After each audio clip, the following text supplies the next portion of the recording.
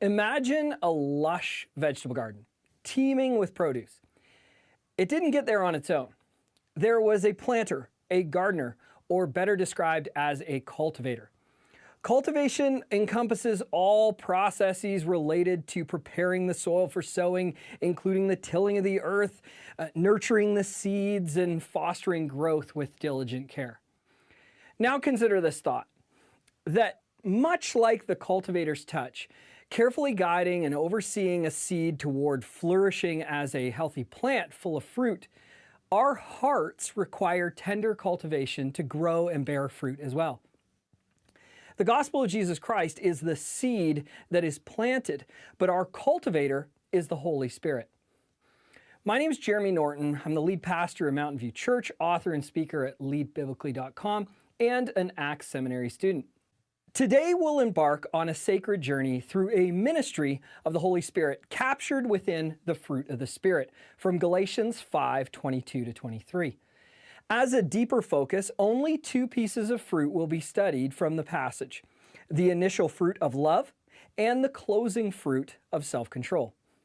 As we navigate this spiritual landscape, we'll discover how the Holy Spirit ministers through these fruits within the church ministry and the Christian life.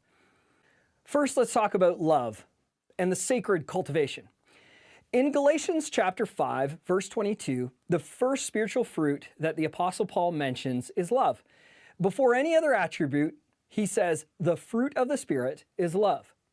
Should we assume this is a random selection? I don't think so, especially when we consider Paul's other letters. For example, the direct statement to the Corinthian church that faith, hope, and love abide, these three, but the greatest of these is love. There's something foundational in the spiritual fruit of love. And so when the Holy Spirit tills and tends to the soil of our hearts, love springs forth from the gospel seed as a type of inaugural fruit. Now let's move to the heart's metamorphosis through divine love. Envision your heart as fertile soil, receptive to the divine seed of the gospel. There's a metamorphosis of sorts that takes place through the divine love that begins by accepting Jesus Christ, then sealed with the Holy Spirit. Christ serves as the dawn of the Spirit's cultivation within us. He's the seed of love, germinating transformative change. The human heart, like soil, still needs nurturing, while the plant sprouts and grows. The ministry of the Holy Spirit works in our hearts to produce all spiritual fruit, first and foremost love. According to theologians Wolford and Zuck, love, translated from agape, is listed first because it is the foundation of the other graces. God is love and loves the world.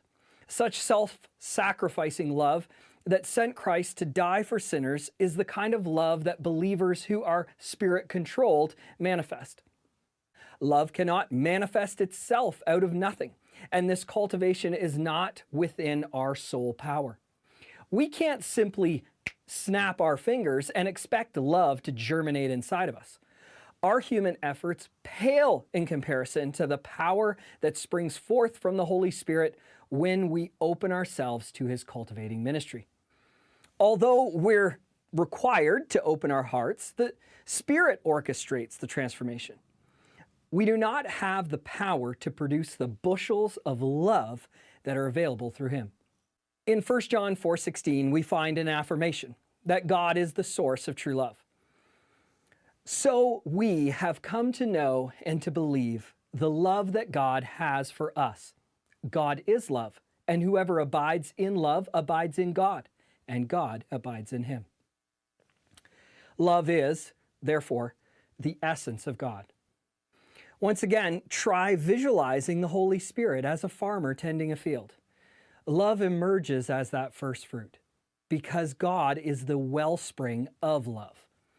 As we yield our hearts to God's cultivating Spirit, love becomes an outpouring that is both wonderful to experience and helpful to impact our world for good. Now let's move to self-control, surrendering to the divine cultivator. Let's venture into the back end of the garden, at times hidden by all the other plants and produce.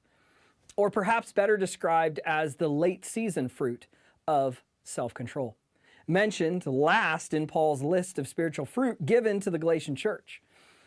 According to Psychology Today, self-control can be defined as, quote, the ability to manage one's impulses, emotions, and behaviors to achieve long-term goals, unquote. From a Christian perspective, this definition has missed the mark. The quest for self-control is a spiritual endeavor, not just psychological, and is far more complex than simple impulse control or impulse management. Reflect for a moment on the vast self-help industry of our modern time, which is projected to be worth $13.2 billion by the end of 2023 in the United States alone. And most of it is aimed at controlling one's life or self. Every new book or video series promises new results for an old problem, but the problem never seems to go away. Keeping within our garden metaphor, self-control often struggles to germinate, but when it does, it grows into one of the strongest plants, producing incredible benefits for the heart in which it has been planted. But here's the secret to germination that secular psychologists miss. Genuine self-control sprouts from relinquishing control to our divine cultivator, the Holy Spirit. Think of surrendering for self-control's divine mastery. Therefore, the fruit of self-control transcends human endeavors. It's an ability that is only captured through the ministry of the Holy Spirit. Self-control is not merely an inherent attribute. It's a divine skill that takes time to grow. The New Testament term for self-control, enkratia, unveils an understanding of, quote, self-mastery or self-restraint and countenance. It can be stated as, quote, dominion within, proceeding out from oneself, but not by oneself. These defining pointers help us understand that self-control sprouts from deep soil, far beyond our reach. This level of dominion or mastery can only be initiated and directed by the Holy Spirit. Human beings alone simply do not have the level of willpower, let alone the spiritual power to tackle the ongoing trials and temptations of this world. We should recognize that surrendering to God is essential in the first step to self-mastery. We choose to embrace and adhere to the guidance and conviction of the Holy Spirit so that we might have the power to resist what is dishonorable and self-destructive. This provides a likely explanation for Paul's reminder to his apprentice Timothy that he should, quote, fan into flame the gift of God. Later, for God gave us a spirit not of fear, but of power and love and self-control. Observe the sequence found in this text. Is it a coincidence? Did Paul issue a random selection of words in this order? Not likely. We see that once again, Paul chooses, quote, self-control as the bookend of attributes. Interesting also that, quote, love has made an appearance as well. The Holy Spirit empowers us and equips us with a wide variety of spiritual attributes. But then there seems to be a final harvest of sorts. The divine cultivator brings about the fruitful harvest of self-control. So let's conclude and think about surrender and transformation. In a world that tempts our human nature to fixate on self, God offers a better way, one of transformation. Whether through love or self-control, or through the numerous other spiritual fruits mentioned in Galatians 5, it begins with surrender.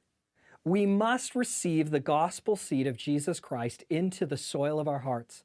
Then we must accept that the soil of our hearts will remain dry and without nutrients if we are not allowing the cultivating ministry of the Holy Spirit.